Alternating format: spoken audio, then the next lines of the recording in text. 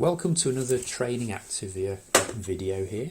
We've got some data in this particular spreadsheet and it's month by month, but somebody's got income here, expenses and profit, but they've decided to put these gaps between the various months. Now, although the layout looks okay, this could be a problem. It's messy if we need to maybe transfer this and use it in pivot tables or other layouts. So we could do the quick trick here to remove these blank rows all the way across here. So what we can do is use the go-to function, which is Control G, or we can just press F5, does the same. We're not going to a particular cell, we're going to use the special button down at the bottom. And in here there are lots of settings. We're just going to choose the blanks option here. You can see all sorts of options. Let's click OK. And within that data range it's picked up those blank rows. On the Home tab, if we come over to the bottom half of the Delete button in the Cells group and just choose Delete Sheet Rows.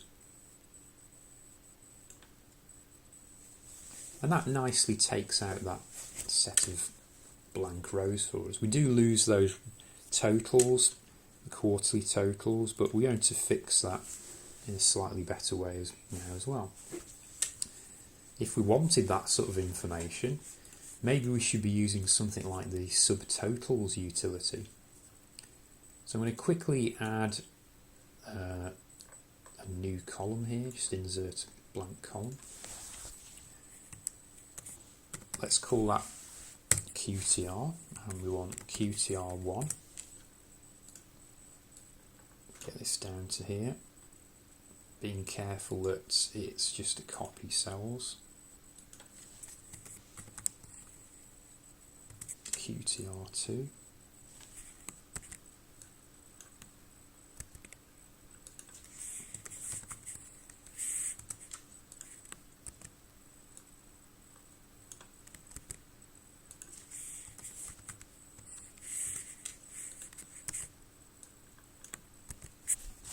Okay, so we've designated the quarters in here. We don't need to select all of this. We can do. You could use Control A if you just wanted to make sure you're selecting the right data range.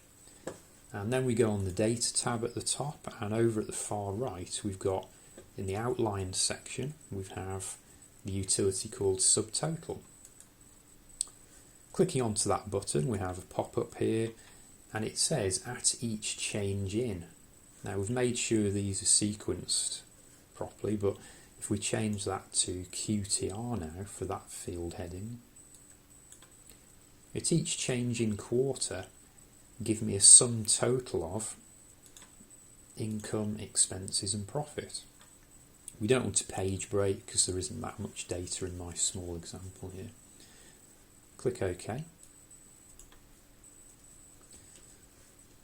And we can now see, I'll just sort of auto-fit all the headings here, auto-fit the data. We can nicely see we have the split back for quarters and a quarterly set of totals, for QTR 1 through to 4, and a grand total.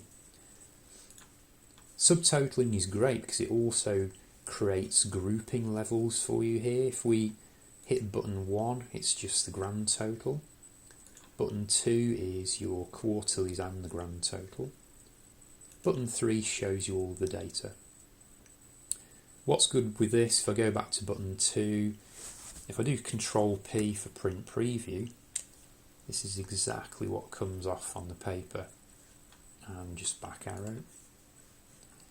We can even expand part of that with the pluses. Look, here's the plus, expanding QTR1, Control P, that's how it will come off on the printer, and escape to go back to the spreadsheet. So I'll hit button 2. So it's a great way of working using the Subtotal utility there. Thank you.